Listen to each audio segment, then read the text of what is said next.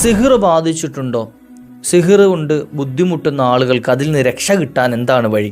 പലപ്പോഴും നമ്മൾ കേൾക്കുന്ന ഒരു ചോദ്യമാണ്. പക്ഷെ അതെ, എനിക്ക് ഇന്ന പ്രശ്നങ്ങളുണ്ട്, സിഹിറാണോ, ആരെങ്കിലും സിഹിർ ചെയ്തതാണോ, കൂടോത്രം ചെയ്തതാണോ എന്നുള്ള ഒരു സംശയമുണ്ട്. ഇതിൽ നിന്ന് പരിഹാരം എന്താണ്, ഇതാണോ എന്നറിയാനുള്ള വഴി എന്താണ്? ഇൻഷാ അല്ലാഹ് ചുരുങ്ങിയ രൂപത്തിൽ ചില കാരണങ്ങൾ, സിഹിർ ബാധിച്ചിട്ടുണ്ടെങ്കിൽ അതറിയാനുള്ള ചില കാരണങ്ങളും അതിൽ നിന്ന് രക്ഷ കിട്ടാനുള്ള, മന്ത്രിച്ചു കുടിക്കാനും അതുപോലെ ശരീരത്തിലേക്ക് മന്ത്രിക്കാനുമുള്ള ചെയ്യാൻ പറ്റിയ ചില അമലുകൾ കുറഞ്ഞ രൂപത്തിൽ ഇൻഷാ അല്ലാഹ് ഞാനൊന്ന് പറഞ്ഞുതരാം. അല്ലാഹു സുബ്ഹാനഹു വ തആല സകല ഷർറിൽ നിന്നും കാത്തുരക്ഷിക്കുമാറാകട്ടെ. കൂടോത്രം വലിയൊരു വിഷയമാണ്, മാരണം ചെയ്യുക എന്നുള്ളത്, സിഹിർ ചെയ്യുക എന്നുള്ളത്. അത് വലിയ ഗൗരവമുള്ളൊരു വിഷയമാണ്. അല്ലാഹു സുബ്ഹാനഹു വ തആല കാത്തുരക്ഷിക്കുമാറാകട്ടെ. ഇൻഷാ അല്ലാഹ് വീഡിയോ മുഴുവനും കേൾക്കുക, മറ്റുള്ളവരിലേക്ക് എത്തിച്ചു കൊടുക്കുക.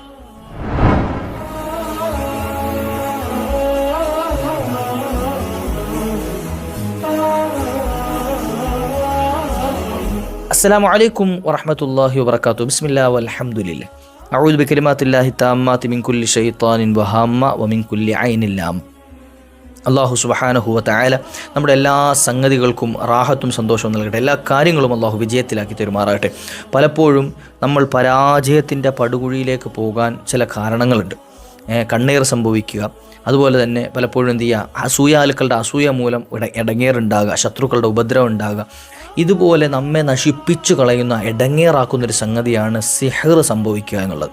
സിഹർ, കൂടോത്രം, മാരണം എന്നൊക്കെ പറയാം ഇല്ലേ? ഏറ്റവും വലിയ തെറ്റുകളിൽപ്പെട്ട ഒരു തെറ്റാണെന്ത്?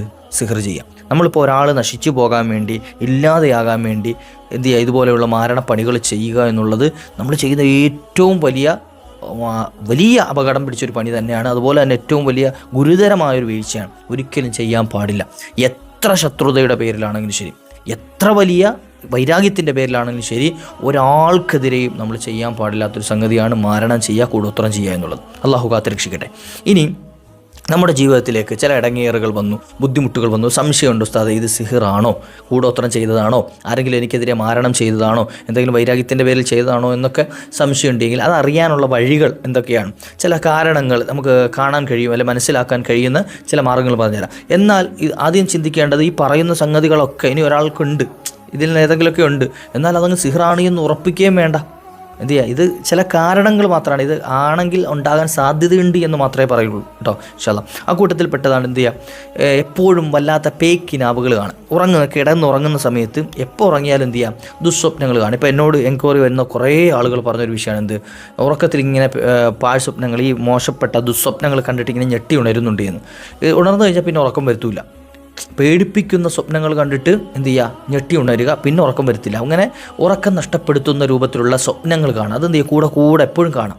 എപ്പോഴും ഉറക്കത്തിൽ വല്ലപ്പോഴും എന്ത് ചെയ്യുക, ഒരു സ്വപ്നം കണ്ടു എന്നത് കണ്ടിട്ട് സിഹിറാണെന്ന് പറഞ്ഞ് ആരും തെറ്റിദ്ധരിച്ചു പോരുത്. മറിച്ച് സ്ഥിരമായി കാണുന്നുണ്ടെങ്കിൽ അവിടെ സംശയിക്കേണ്ടതുണ്ട് എന്നാണ് പറഞ്ഞതിൻ്റെ അർത്ഥം. എപ്പോഴും അങ്ങനത്തെ സ്വപ്നം കാണാം. അതുപോലെ തന്നെ എന്ത് ചെയ്യുക, ഖുർആനിൻ്റെ പാരായണം കേൾക്കുമ്പോൾ, നമുക്ക് സാധാരണ ഖുർആൻ ഓതുന്നത് കേൾക്കുമ്പോൾ നല്ല മനോഹരമായ ഓതലൊക്കെ കേട്ടാൽ ഇങ്ങനെ ആസ്വദിച്ചിരിക്കലാണല്ലോ. എന്നാൽ ഈ സിഹിർ ബാധിച്ച ആളുകളാണെങ്കിൽ അവർക്ക് ഖുർആൻ കേൾക്കുന്ന സമയത്ത് വല്ലാത്ത അസ്വസ്ഥത ഉണ്ടാവും. മനസ്സിന് വല്ലാത്തൊരു സമാധാനക്കേട്, ഒരു പിരിമുറുക്കം, ശരീരം ഇങ്ങനെ ഇളകുന്നത് പോലെ, ശരീരം ചൂടാകുന്നത് പോലെയൊക്കെ ഇങ്ങനെ അനുഭവപ്പെടുക. ഖുർആൻ കേൾക്കുന്ന സമയത്ത് ഈ ശരീരത്തിന് അസ്വാസ്ഥ്യം വരുന്നുണ്ടെങ്കിൽ, ഒരു പ്രയാസം വരുന്നുണ്ടെങ്കിൽ അയാൾക്ക് സിഹിർ ബാധിച്ചിട്ടുണ്ടോ എന്ന് സംശയിക്കാവുന്നതാണ് കേട്ടോ. അത് ഖുർആൻ ഓതുന്ന സമയത്ത് അങ്ങനെ തോന്നിക്കഴിഞ്ഞാൽ അങ്ങനെ ശൈത്താൻ്റെ ബുദ്ധിമുട്ടുള്ളവർക്ക് ഉണ്ടാകാൻ സാധ്യതയുണ്ട്. സിഹിർ ബാധിച്ചവർക്കൊക്കെ ഉണ്ടാകാൻ സാധ്യതയുണ്ട്, ശരീരത്തിനൊരു ബുദ്ധിമുട്ട്. അപ്പോൾ അവിടെ ശ്രദ്ധിക്കാവുന്നത്, അതൊക്കെ വളരെ ഗൗരവത്തിൽ ശ്രദ്ധിക്കേണ്ട വിഷയമാണ്. ഇത് എല്ലാ സമയത്തും ഉണ്ടാകുന്ന ഒരു സംഗതിയാണ്. അപ്പം ഇത്തരത്തിൽ ഖുർആൻ്റെ ബന്ധപ്പെട്ട് ഇങ്ങനെ ബുദ്ധിമുട്ടുണ്ടാകണമെങ്കിൽ അത് വളരെയധികം ഗൗരവത്തിൽ ശ്രദ്ധിക്കണം ഇൻഷാ അല്ലാഹ്. ഇനി മൂന്നാമത്തെ ഒരു സംഗതിയാണ് നിസ്കാരത്തിനോട് വിരക്തി തോന്നുക. നിസ്കരിക്കാൻ തോന്നാതിരിക്കുക. എന്ത് ചെയ്യുക, അപ്പോൾ എപ്പോഴും ഒരു അലസത, നിസ്കരിക്കുക. ഇത് ഞാനീ പറയുന്നത് ജീവിതത്തിൽ തീരെ നിസ്കരിക്കാത്തൊരു ചങ്ങായി, അയാൾ എനിക്ക് സിഹിറായതുകൊണ്ട് നിസ്കരിക്കാത്തതെന്ന് എന്ത് ചെയ്യില്ല, ന്യായം പറയാൻ വേണ്ടിയിട്ടല്ല. സ്ഥിരമായി നിസ്കരിച്ചു കൊണ്ടിരുന്ന ഒരാൾ, ഒരു ഉമ്മ ആകട്ടെ, സഹോദരി ആകട്ടെ, ആരായിക്കോട്ടെ, സ്ഥിരമായി അവർ നിസ്കരിച്ചിരുന്നതാണ്. പക്ഷേ ഇപ്പോൾ കുറച്ചായിട്ട് എന്ത് ചെയ്യുക, നിസ്കാരത്തിന് തീരെ താല്പര്യം തോന്നില്ല, നിസ്കരിക്കാൻ കഴിയണില്ല. നിസ്കാരത്തിലേക്ക് നിന്നാൽ അലസതയാണ്, മടിയാണ്, ഉറക്കം വരികയാണ്. അപ്പോൾ എന്ത് ചെയ്യുക, നിസ്കാരത്തിനോട് വലിയ അലസത തോന്നുന്നുണ്ടെങ്കിൽ അവിടെ സംശയിക്കേണ്ടതുണ്ട്. അവിടെ സിഹിർ ബാധിച്ചതാകാൻ സാധ്യതയുണ്ട്. മൂന്നാമത്തേതാണ്. നാലാമത്തെ സംഗതി കാണാം, ഇയാൾ താമസിക്കുന്ന വീട്ടിൽ നിരന്തരം തർക്കമുണ്ടാകാം, എപ്പോഴും വഴക്ക്. ചില ആളുകളുണ്ട്, കെട്ടിയവന്മാർ വീട്ടിലേക്ക് വന്നു കഴിഞ്ഞാൽ പിന്നെ ആ വീട്ടിൽ കലഹമാണ്. അത് ചിലപ്പം ഭാര്യയുടെ ഭാഗത്തു നിന്ന് അങ്ങോട്ടും ആകാം, ഭർത്താവിൻ്റെ ഭാഗത്ത് നിന്ന് ഇങ്ങോട്ടും ആകാം. ചില മക്കൾ വീട്ടിലേക്ക് കയറി വന്നാൽ തീരെ അവിടെ ഒരു സമാധാനം ഉണ്ടാവില്ല. അപ്പോൾ ഇങ്ങനെ എന്ത് ചെയ്യുക, ഇവർ വന്നു കഴിഞ്ഞാൽ ആ വീട്ടിൽ തർക്കം ഉണ്ടാകുക, വഴക്കുണ്ടാകുക, കലഹം ഉണ്ടാകുക. അങ്ങനെ എന്ത് ചെയ്യുന്നുണ്ടെങ്കിൽ അവിടെ സംശയിക്കേണ്ടതുണ്ട്. ഒരു കാരണമില്ലാത്ത കാര്യത്തിനൊക്കെ ആയിരിക്കും ചിലപ്പോൾ തർക്കം ഉണ്ടാകുന്നത്, ഒരു വിഷയമില്ലാത്ത വിഷയത്തിനായിരിക്കും ചിലപ്പോൾ പ്രശ്നം ഉണ്ടാകുന്നത്. അപ്പോൾ അത് വളരെയേറെ ഗൗരവത്തിൽ ശ്രദ്ധിക്കേണ്ടതുണ്ട്. നാലാമത്തെ അതാണ്. ഇനി അഞ്ചാമതായി കാണാം, തനിക്ക് ഉണ്ടായിരുന്ന വരുമാന മാർഗ്ഗങ്ങളൊക്കെ പെട്ടെന്ന് നശിച്ചു പോവുക. ജോലികളാകട്ടെ, കച്ചവടങ്ങളാകട്ടെ, അതുപോലെ നമ്മുടെ തൊഴിൽ മേഖലകളിലൊക്കെ ഒറ്റ ഇടിവ് സംഭവിച്ച് എന്ത് ചെയ്യുക, ഉണ്ടായിരുന്ന വരുമാന മാർഗ്ഗങ്ങളൊക്കെ ലോസായി പോവുക.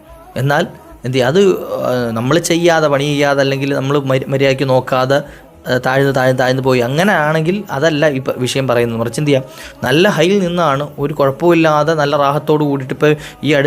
ഇപ്പോൾ ഇന്നലെ ഞാൻ എനിക്ക് മെസ്സേജ് അയച്ച ഒരു സഹോദരൻ പറഞ്ഞത്, നല്ല ഹൈ ക്ലാസ് ജീവിച്ചിരുന്ന ആളാണ്, എല്ലാ സൗകര്യങ്ങളോടുകൂടിയും ജീവിച്ചിരുന്നത്. പക്ഷേ ഇപ്പോൾ കുറച്ച് ദിവസങ്ങളായിട്ട് എൻ്റെ ജീവിതത്തിൽ ഡൗൺ സംഭവിച്ചു പോയിരുന്നു. അതായത് ഡൗൺ എന്ന് വെച്ചാൽ എനിക്ക് ഭക്ഷണം വാങ്ങാനുള്ള പൈസ സ്വരൂപിക്കാൻ പോലും ഇപ്പോൾ കയ്യിലെടുക്കാൻ പേടിയാണ്. ഇതെടുത്താൽ എൻ്റെ ഇനി എന്താ ഉള്ളതെന്നുള്ള പേടിയാണ്. അദ്ദേഹം പറഞ്ഞ വാക്ക് ഞാൻ എടുത്തു പറഞ്ഞു എന്നേ ഉള്ളൂ. അപ്പോൾ ഇത്തരത്തിൽ എന്ത് ചെയ്യുക, നിന്ന് നിൽപ്പിൽ അങ്ങോട്ട് ഡൗൺ ആയിപ്പോവാം. അത് ശ്രദ്ധിക്കേണ്ട വിഷയമാണ്. ഇനി അതുപോലെ തന്നെ ആറാമതായി കാണാം, കാരണമില്ലാതെ ക്ഷീണം അനുഭവപ്പെടുക. ശരീരത്തിന് എന്ത് ചെയ്യുക, ഒരു കാരണമില്ല, നല്ല ഭക്ഷണം കഴിക്കുന്നുണ്ട്, ഉറങ്ങുന്നുണ്ട്, പക്ഷേ എപ്പോഴും ശരീരത്തിൻ്റെ ക്ഷീണം ഇങ്ങനെ വരിക, ശരീരത്തിന് ക്ഷീണം. ഇനിയിപ്പോൾ അത് വല്ല കൊളസ്ട്രോളും ഒക്കെ കൂടിയതിൻ്റെ പേരിലുള്ള ക്ഷീണമൊക്കെ ആണ് എങ്കിൽ അത് ഡോക്ടറെ കാണണം, അത് ചികിത്സ തരണം. ഇനി അതല്ല, എത്ര ചെക്കപ്പ് ചെയ്തിട്ടൊന്നൊരു കാരണം അറിയണില്ല, അങ്ങനെ ഉണ്ടല്ലോ ചില കേസുകൾ, ചെക്ക് ചെയ്താലും മനസ്സിലാകാത്ത രൂപത്തിൽ ടെസ്റ്റ് ചെയ്തിട്ടൊന്നും അറിയണില്ല. അത്തരത്തിൽ പെട്ടെന്ന് ശരീരത്തിന് ക്ഷീണം വരിക, ഇത് ശ്രദ്ധിക്കേണ്ട വിഷയമാണ്. അപ്പോൾ ഈ പറഞ്ഞ കാരണങ്ങളിൽ ഏതെങ്കിലുമൊക്കെ ഒരാൾക്കുണ്ട് എന്ന് കരുതിയത് സിഹറാണെന്ന് ഉറപ്പിക്കുകയൊന്നും വേണ്ട കേട്ടോ. ഇത് സിഹർ ഉള്ളവർക്ക് സംഭവിക്കാവുന്ന കാരണങ്ങളാണ്. ഇതിൽ കുറേ എണ്ണം ഉണ്ട്, എന്നാലത് സംശയിക്കേണ്ടതുണ്ട്. എന്ത് ചെയ്യുക, അതിനുള്ള പരിഹാരം ചെയ്യണം, അതാണ് വേണ്ടത്. അല്ലാതെ സിഹർ ബാധിച്ചല്ലോ എന്ന് പറഞ്ഞ് ബേജാറായി നടക്കുകയല്ല വേണ്ടത്. അതിനുള്ള ചില മാർഗ്ഗങ്ങൾ ഞാൻ ഇൻഷാ അല്ലാഹ് പറഞ്ഞുതരാം. ശക്തമായ ചില ആയത്തുകളും സൂറത്തുകളും. ആദ്യം ഞാൻ വെള്ളത്തിൽ മന്ത്രിച്ച് കുടിക്കാനുള്ള ചില സൂറത്തുകൾ പറഞ്ഞുതരാം. നമ്മൾ സാധാരണ ഈ സിഹർ സംഭവിച്ച ആളുകൾ എന്ത് ചെയ്യുക, നിങ്ങൾ എപ്പോഴും ഒരു ഗ്ലാസ് വെള്ളത്തിൽ നിങ്ങൾക്ക് സ്വന്തമായിട്ട് ഓതാൻ കഴിയുമെങ്കിൽ അങ്ങനെ ഓതുക. ഇല്ല എങ്കിൽ എന്ത് ചെയ്യുക, ആരെങ്കിലും കൊണ്ട് ഓതാൻ അറിയുന്ന ആളുകളെ കൊണ്ട് ഓദിക്കുക. ഒന്നാമത് എന്ത് ചെയ്യുക, സൂറത്തുൽ ഫാത്തിഹ, ഈ പറയുന്ന സൂറത്തുകളെല്ലാം 7 തവണ വീതം ഇൻഷാ അല്ലാഹ് ഓതുക കേട്ടോ. പറയുന്ന സൂറത്തും ആയത്തൊക്കെ 7 തവണ വീതം ഓതുക. ഒരു ഗ്ലാസ് വെള്ളത്തിലേക്ക് 7 തവണ സൂറത്തുൽ ഫാത്തിഹ ഓതുക. അതുപോലെ തന്നെ ആയത്തുൽ കുർസി 7 തവണ ഓതുക. സൂറത്തുൽ ഇഖ്ലാസ് ഖുൽ ഹുവല്ലാഹു അഹദ് സൂറത്ത് 7 തവണ ഓതുക. ഖുൽ അഊദു ബിറബ്ബിൽ ഫലഖ് എന്ന സൂറത്തുൽ ഫലഖ് 7 തവണ ഓതുക. സൂറത്തുൽ നാസും 7 തവണ ഓതുക. മനസ്സിലായല്ലോ? അപ്പോൾ ഇത്രയും സൂറത്തുകൾ 7 തവണ വീതം ഓതി ഈ ഒരു ഗ്ലാസ് വെള്ളത്തിലേക്ക് മന്ത്രിച്ച് കുടിക്കുക. ഇതെപ്പോഴും എന്ത് ചെയ്യുക, കൂടെ തുടരെ എന്ത് ചെയ്യുക. മനസ്സിലായി? എപ്പോഴും നിങ്ങൾ വെള്ളം കുടിക്കുന്ന സമയത്ത് പറ്റുമെങ്കിൽ ഇതൊന്ന് ഓതിയിട്ട് കുടിക്കാൻ ശ്രമിക്കുക. നിങ്ങളുടെ ശരീരത്തിലേക്ക് സിഹർ ഏറ്റിട്ടുണ്ടെങ്കിൽ, ബാധിച്ചിട്ടുണ്ടെങ്കിൽ അത് നീങ്ങിക്കിട്ടാൻ, വളരെ എളുപ്പത്തിൽ നീങ്ങിക്കിട്ടാൻ ഇത് കാരണമായി തീരും. അതിന് പറ്റിയൊരു അമലാണ്.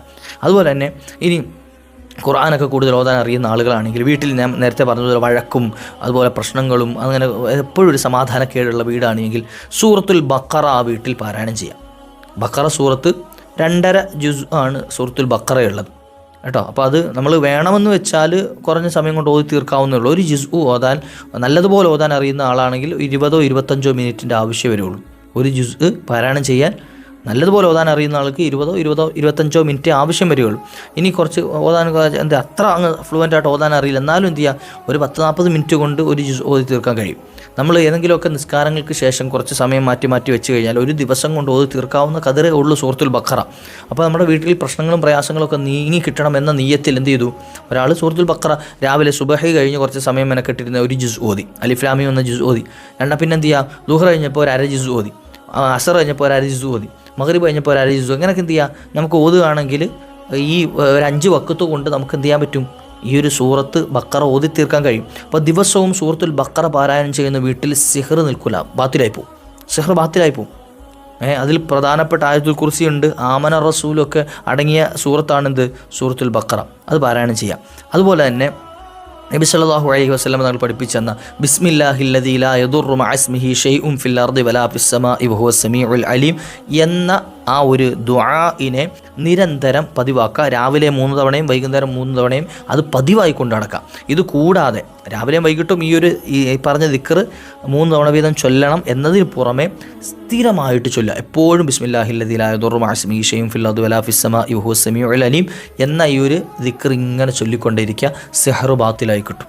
ഇത്തരത്തിൽ ഇനിയും ഒരുപാട് കുറച്ച് കടുകട്ടിയുള്ള വിഷയങ്ങളൊക്കെ പറയുന്നുണ്ട്. പക്ഷേ അതെല്ലാം കൂടെ നമ്മുടെ വീഡിയോയിൽ ഇപ്പോൾ പറയാൻ കഴിയില്ല. നമുക്ക് ചെയ്യാൻ ഇപ്പോൾ എൻ്റെ ഈ ശബ്ദം ശ്രവിക്കുന്ന സാധാരണക്കാരായ ആളുകൾക്ക് കേട്ട് പഠിക്കാനും ചെയ്യാനും വളരെ എളുപ്പത്തിൽ ചെയ്യാൻ പറ്റിയ ഒരു അമലാണ് ഇനി പറഞ്ഞത്. ഇനി എന്ത് ചെയ്തിട്ടും മാറുന്നില്ല എന്നുള്ള ആളുകൾ ഇൻഷാ അല്ലാഹ് എൻ്റെ നമ്പർ കൊടുത്തിട്ടുണ്ട്, പേഴ്സണലായിട്ട് നിങ്ങൾക്ക് കോൺടാക്റ്റ് ചെയ്യാവുന്നതാണ്. ഇൻഷാ അല്ലാഹ് പറ്റുന്ന പരിഹാരങ്ങൾ പറഞ്ഞുതരാം. അല്ലാഹു സുബ്ഹാനഹു വ തആല നമ്മുടെ പ്രശ്നങ്ങളൊക്കെ തീർത്തു തരുമാറാട്ടെ, പ്രയാസങ്ങളൊക്കെ നീക്കി തരുമാറാട്ടെ, ബുദ്ധിമുട്ടുകളൊക്കെ അല്ലാഹു മാറ്റി തരുമാറാട്ടെ. ഇൻഷാ അല്ലാഹ് പ്രയാസങ്ങൾ അനുഭവിക്കുന്ന ആരെങ്കിലുമൊക്കെ നമ്മുടെ കൂട്ടത്തിലുണ്ടെങ്കിൽ അവർക്കൊക്കെ ഒന്ന് അയച്ചു കൊടുക്കാം. അല്ലാഹു എല്ലാ വിഷമങ്ങളും തീർത്തു തരട്ടെ. മറ്റൊരു അവസരത്തിൽ കണ്ടുമുട്ടാം. വആഖിറു ദഅ്വാനാ അൽഹംദുലില്ലാഹ്. അസ്സലാമു അലൈക്കും വറഹ്മത്തുള്ളാഹി.